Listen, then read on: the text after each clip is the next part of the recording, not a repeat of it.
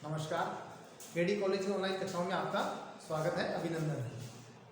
हमारा जो पॉइंट चल रहा था विद्यालय में निर्देशन में परामर्श, उसके अंदर हम दूसरे पॉइंट की बात कर रहे थे। व्यवसाय निर्देशन के लिए आवश्यकता पड़ती है। तो व्यवसाय में जब निर्देशन होता है तो व्यवसाय क्या है, सही प्रकार से चलता है। या विद्यालय के बाद में जब हम व्यवसाय में जाना चाहते हैं तो विद्यालय के अंदर भी क्या निर्देशित किया जाता है कि इस प्रकार से अगर आप कार्य करेंगे, इस क्षेत्र में जाएंगे तो आपको ये पढ़ाई करनी चाहिए, जिससे आप उस व्यवसाय के अंदर आगे जाकर अपना मार्ग प्रशस्त कर सकते हैं या ऊंचाइयों पर पहुंच सकते हैं।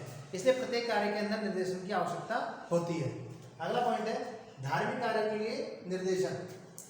जब हम धर्म संबंधी कोई भी कार्य करते हैं, पूजा अर्चना करते हैं, परिवार में धार्मिक कार्य करते हैं, धर्म से संबंधित बातें करते हैं, तो उनसे संबंधित जो भी हमें निर्देशन प्राप्त होता है वो धार्मिक निर्देशन की श्रेणी में गिना जाता है। जब धार्मिक कार्य के व्यक्ति के द्वारा किया जाता है या परिवार में किए जाते हैं तो उसकी आवश्यकता, जब निर्देशन करने की जब आवश्यकता पड़ती है तो व्यक्ति को उचित निर्देशन के द्वारा धर्म संबंधी चीज़ों का ज्ञान करवाया जाता है। या धर्म संबंधी कार्य किस प्रकार से करने हैं इसके बारे में जब निर्देशित किया जाता है तो धार्मिक कार्य के लिए निर्देशन कहलाता है। अगला है पारिवारिक समस्याओं के लिए निर्देशन। परिवार के अंदर बहुत सारे सदस्य होते हैं जिनकी रोज किसी न किसी बात को लेकर कुछ न कुछ समस्या उत्पन्न होती रहती है। जब परिवार के सदस्यों की समस्या उत्पन्न होती रहती है तो उन समस्याओं का समाधान करने के लिए जब परिवार के बड़े भाई बहन, माता पिता या छोटे भाई बहन किसी के द्वारा भी किसी क्षेत्र में उन्हें निर्देशित किया जाता है तो पारिवारिक निर्देशन की या पारिवारिक समस्याओं के लिए निर्देशन कहलाता है। कई बार होता है परिवार के अंदर बहुत सारी छोटी छोटी समस्याएं होती है। कहीं जाना है, किसी को एक साथ सभी का समय 10 बजे पहुंचने का है, लेकिन समस्या आ रही है, जाने के लिए कोई साधन नहीं है, बसें भी बंद है, तो उस समस्या का हल करने के लिए किस प्रकार से निर्देशित किया जाएगा, किस प्रकार से समाधान किया जाएगा। या परिवार के अंदर अन्य कोई समस्या है, रहने की समस्या है, खाने की समस्या है, या परिवार में समायोजन नहीं हो रहा है उस प्रकार की समस्या है, कोई भी समस्या हो, उस क्षेत्र के अंदर जब निर्देशन किया जाता है, परिवार के सदस्यों को जब निर्देशन किया जाता है तो ये पारिवारिक समस्याओं के निर्देशन से जुड़ा हुआ रहता है। अगला है नागरिकता निर्देशन। ये कहता है सिटीजन गाइडेंस। हम भारत में रहने वाले मनुष्य हैं, प्राणी हैं, तो हमको नागरिकता, जो हमारी जो सिटीजनशिप है, हमारी नागरिकता है वो भारतीयता है। हम भारत के अंदर रहने वाले मनुष्य हैं तो हमें वहाँ के कुछ नियमों का, कायदों का, सिद्धांतों का, कर्तव्यों का, इन सब का पालन करना होता है। अब इस क्षेत्र के अंदर हमें नागरिक बने रहने के लिए किन किन सिद्धांतों का पालन करना होगा, उस क्षेत्र के अंदर जो निर्देशन प्राप्त किया जाता है वो नागरिकता निर्देशन किया जाता है। या अच्छे नागरिकों के कौन कौन से कर्तव्य हैं, कौन कौन से कार्य उनको करने चाहिए, या क्या क्या भूमिका उनकी रहती है।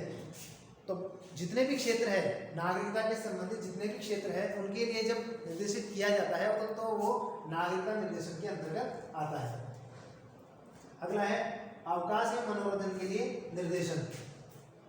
जब कई बार बहुत लंबे समय के लिए व्यक्ति अवकाश पर चला जाता है या छुट्टी ले लेता है, मनोरंजन के लिए ले लेता है, और उस क्षेत्र के लिए जब व्यक्ति को निर्देशन लेना होता है, किसी से परामर्श लेना होता है, कोई कार्य करना होता है, या किसी व्यक्ति के द्वारा कोई निर्देशन किया जाता है, अवकाश का सदुपयोग किस प्रकार से किया जाए या किस प्रकार के मनोरंजन कार्यों के माध्यम से स्वयं का मनोरंजन किया जाए।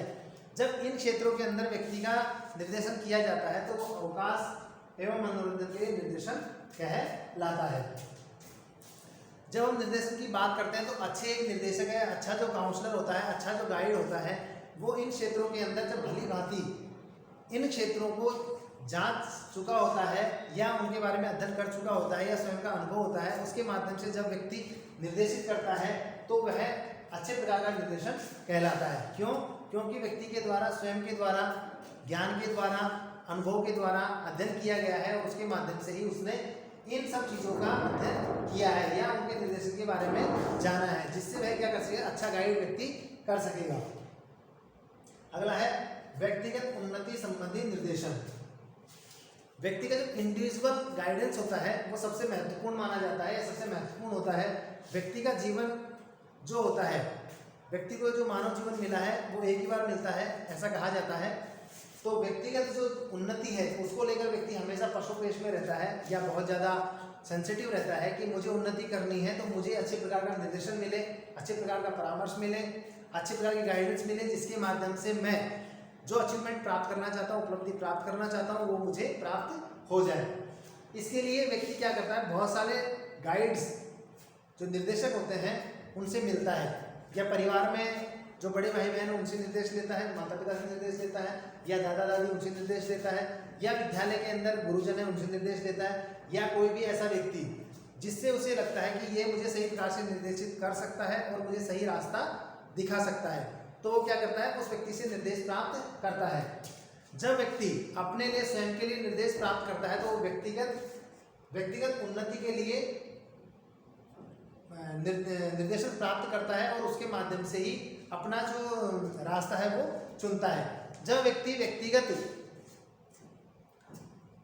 निर्देश प्राप्त करता है तो उसके अंदर व्यक्ति को ये शंका रहती है कि मुझे जो निर्देशित किया गया है वो सही है या नहीं है, इसलिए व्यक्ति एक व्यक्ति से पूछने के बाद दूसरे व्यक्ति से भी निर्देश प्राप्त करने की कोशिश करता है, क्योंकि ये बहुत ही महत्वपूर्ण है। व्यक्ति का सारा जीवन है इसी निर्देश पर आधारित रहता है। जब व्यक्ति को अगर सही निर्देशित किया गया है, सही दिशा में व्यक्ति को अगर भेजा गया है तो व्यक्ति सही दिशा में उन्नति करेगा। लेकिन अगर व्यक्ति को सही निर्देशित नहीं किया गया है, सही गाइड नहीं किया गया है, तो व्यक्ति सही रास्ते पर ना जाकर गलत दिशा में चला जाएगा। एक निर्देश करने का ही एक मार्ग होता है जिसके माध्यम से व्यक्ति अच्छी ऊंचाइयों पर पहुंच जाता है, और एक व्यक्ति होता है जो उन्नति पे पहुंचते हुए भी ऊंचाइयों से दूर रह जाता है। इसलिए व्यक्तिगत उन्नति के आधार पर व्यक्ति क्या करता है, स्वयं का निर्धारण करता है या स्वयं को उपलब्धियों पर पहुंचाने का प्रयास करता है। अगला है सही कार्य करने के लिए निर्देशन।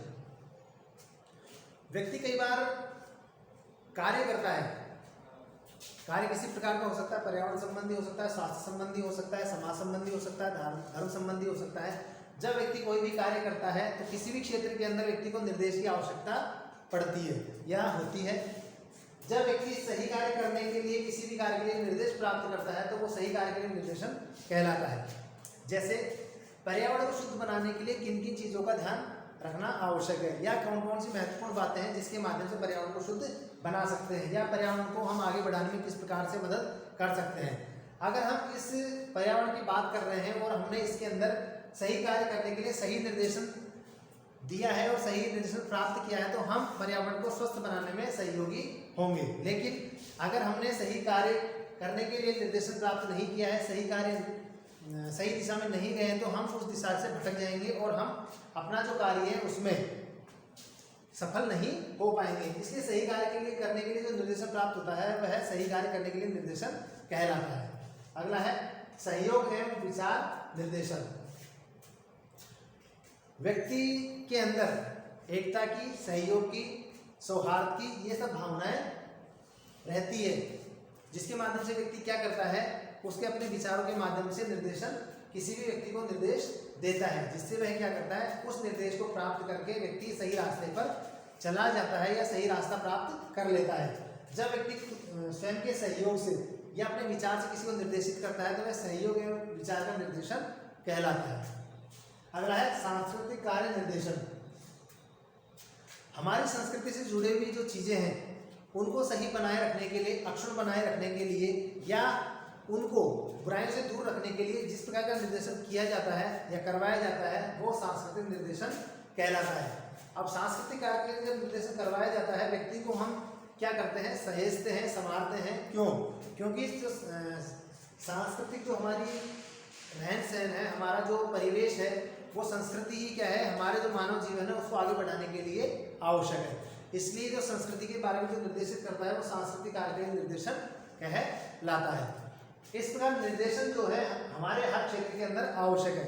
गाइड एक ऐसी चीज़ है जिसके माध्यम से व्यक्ति सही रास्ते पर चला जाता है और गाइड एक ऐसा रास्ता है जिसके माध्यम से व्यक्ति गलत रास्ते पर चला जाता है। इसलिए अगर व्यक्ति को सही निर्देशन मिला है, सही पथ प्रदर्शन मिला है, सही मार्गदर्शन मिला है तो व्यक्ति किसी भी कार्य को प्राप्त कर सकता है या सही ऊंचाइयों पर पहुंच सकता है। लेकिन अगर व्यक्ति को सही निर्देशन नहीं मिला है, सही गाइडेंस नहीं मिला है, सही उसकी रुचियों के अनुसार उसको कार्य नहीं मिला है, उसकी क्षमताओं के आधार पर उसका निर्देशन नहीं किया गया है तो व्यक्ति जिस ऊंचाई पर पहुंचना चाहिए उस ऊंचाई पर नहीं पहुंचकर वह व्यक्ति गलत दिशा में चला जाता है, जिसके माध्यम से व्यक्ति अपने गुणों का विकास करने में सक्षम नहीं होता है।